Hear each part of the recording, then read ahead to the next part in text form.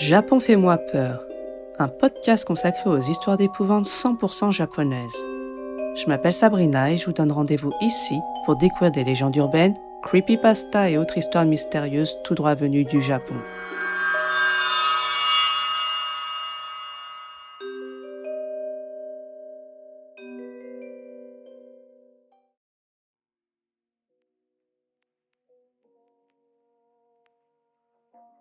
Bonsoir tout le monde.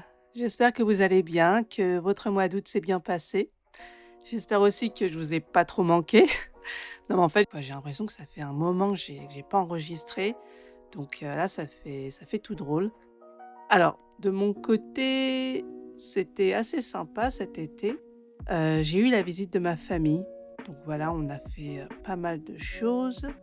Par contre, oui, la fatigue physique. D'ailleurs, j'en profite pour aborder la question qui revient très souvent, qui est durant quelle saison faut-il voyager au Japon? Eh bien moi, je peux vous dire celle qu'il faut absolument éviter, l'été. Bien sûr qu'il y a des événements et activités sympas à voir et à faire durant cette période, mais vraiment la chaleur et l'humidité sont si intenses que votre expérience japonaise n'en sera que difficile. Toutes les personnes qui ont l'expérience de l'été japonais vous le diront. Personnellement, je vous conseille de venir plutôt en automne ou en hiver. La nature japonaise est magnifique durant ces saisons et il y a beaucoup moins de touristes étrangers, ce qui rend les visites plus agréables et les interactions avec les locaux plus faciles. Sinon, oui, je tiens à m'excuser d'avance pour ma voix. J'imagine que vous pouvez entendre que ma voix n'est pas comme d'habitude. Elle déraille, elle est même plus faible à certains moments. En fait, je perds ma voix en fin de journée, rien de grave. C'est juste une conséquence d'un souci de santé que je traîne depuis 2 mois maintenant. Je suis sous traitement et ça devrait rentrer dans l'ordre d'ici la fin de l'année, enfin je l'espère. Voilà, après il est possible que vous n'entendiez rien et dans ce cas-là, bien génial, faites comme si je n'avais rien dit. Bien, passons à l'histoire du soir. Dans cet épisode, je vais vous raconter l'histoire de Kohada Koheiji, un acteur de kabuki assez particulier. Épisode 20. L'histoire de Kohada Koheiji, le Yurei.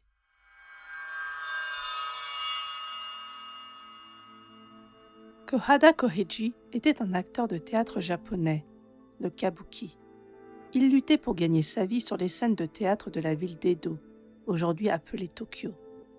Kohada manquait à la fois de talent naturel et d'expérience. Pris de pitié pour lui, son professeur d'art dramatique soudoyait un metteur en scène pour avoir un rôle. Peu importait lequel, tant que Kohada montait sur scène. Le directeur qui jeta un coup d'œil à Kohada constata qu'il pouvait passer naturellement comme un yurei, un fantôme japonais qu'il avait l'habitude de mettre en scène dans ses pièces de kabuki. Avec sa peau blanche, ses yeux sombres et enfoncés, et ses cheveux longs et indisciplinés, le metteur en scène se disait qu'il pourrait économiser de l'argent sur le maquillage et les costumes. Il confia donc à Kohada le rôle de Yurei dans sa prochaine pièce de théâtre. Bien que ce n'était pas exactement le rôle dont il rêvait, Kohada y voyait son unique chance d'enfin se distinguer dans le métier. Et il se lança sérieusement dans l'étude de son personnage. Il se rendit à la morgue pour observer les visages des morts et pour apprendre à relâcher les muscles de son visage et aussi à prendre la même posture que ses cadavres. Son assiduité et son travail acharné portèrent leurs fruits et Kohada connut le succès du jour au lendemain. Sa renommée s'étendit dans tout Edo, mais ses compétences étaient limitées. Il ne pouvait être engagé que dans des rôles de yurei, ce qui amena ses collègues acteurs à le surnommer Yurei Kohada. Kohada avait une femme nommée Otsuka dont il était profondément amoureux. Otsuka, cependant, ne lui rendait pas son affection et pensait que Kohada était un imbécile. Derrière son dos, elle avait une liaison avec un autre acteur, Adachi Sakuro. Ensemble, ils complotèrent pour se débarrasser du mari. Lors d'une tournée, Adachi invita Kohada à une partie de pêche. Ne se doutant de rien, Kohada partit en bateau avec Adachi dans le marais d'Asaka. Une fois loin du rivage, Adachi surprit Kohada en le poussant hors du bateau et en le maintenant la tête sous l'eau. Et bien entendu, le pauvre Kohada se noya. Adachi était ravi de la réussite de son méfait et s'empressa de rentrer pour en informer Otsuka. Ils pouvaient enfin vivre leur amour au grand jour. Mais il n'était pas le seul. Kohada ne se contenta pas de rester mort au fond du marais, non. Il ressuscita en Yurei et partit à la rencontre d'Adachi et d'Otsuka à Edo. Comme on pouvait s'y attendre, Kohada était un magnifique Yurei.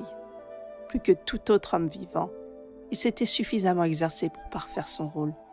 Il ressemblait exactement à ce qu'il était sur scène. Et il connaissait toutes les astuces pour susciter la terreur chez le couple adultère et meurtrier.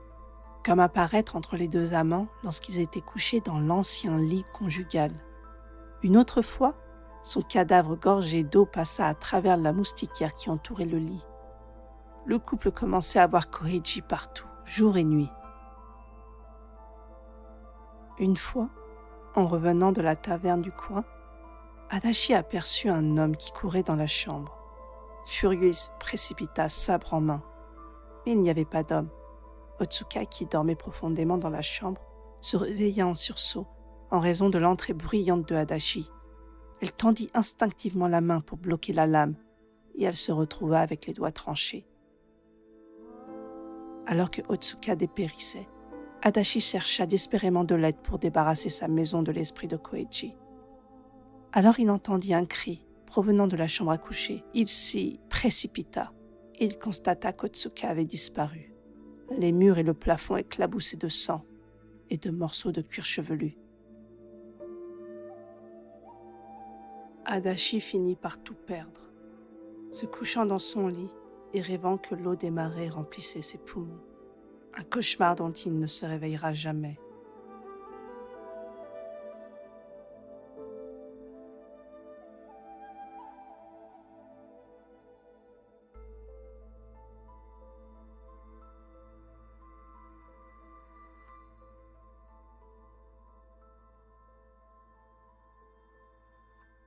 Oshimai.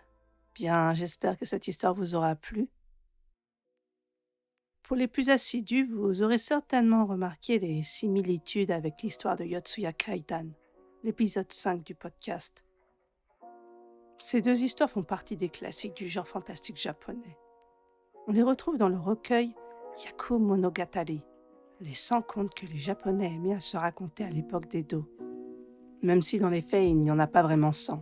C'était plus une manière de dire qu'il y en avait un grand nombre. Pour ce qui est de Koheiji Kohada, il est dit que l'histoire est vraie, du moins en partie. Yamazaki Yoshishige, un enquêteur historique qui a écrit le journal Umiroku de 1820 à 1837, a découvert que Kohada avait été un acteur ambulant, pas vraiment talentueux, qui s'était suicidé par désespoir. Sa femme, pas du tout attristée par sa mort, demanda à un ami de l'aider à dissimuler cette mort embarrassante. Elle préférait que les gens pensent qu'il avait disparu ou qu'il s'était enfui. Sauf que tout a été découvert. La rumeur veut que la vraie femme ait eu une liaison avec le vrai Adachi Sakuro et que le corps de Kohada avait été découvert dans la préfecture de Chiba, dans le marais d'Imba.